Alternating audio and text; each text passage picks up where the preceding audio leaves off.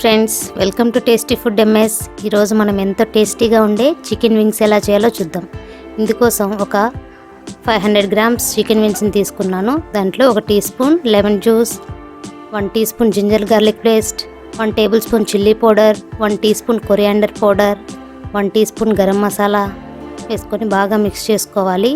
ఈ మసాలా మొత్తం బాగా వింగ్స్కి పట్టేలాగా బాగా మిక్స్ చేసుకోవాలి. ఇలా మొత్తం మసాలా మొత్తం వింగ్స్కి బాగా పట్టేలాగా మిక్స్ చేసుకొని టేస్ట్కి సరిపడా సాల్ట్ వేసుకొని మళ్ళీ ఒకసారి బాగా మిక్స్ చేసుకోవాలి. ఇలా మిక్స్ చేసుకున్న తర్వాత కార్న్ఫ్లోర్ని కొంచెం కొంచెంగా వేసుకుంటూ ముక్కలకు బాగా పట్టే విధంగా బాగా నీట్గా కలుపుకోవాలి.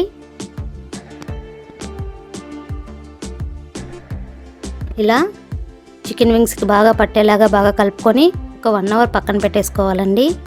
ఇలా 1 అవర్ తర్వాత స్టవ్ పైన కడాయి పెట్టుకొని ఆయిల్ వేసుకొని ఆయిల్ బాగా హీట్ అయిన తర్వాత ఒక్కొక్కటిగా నిదానంగా ఆయిల్లో వేసుకోవాలి.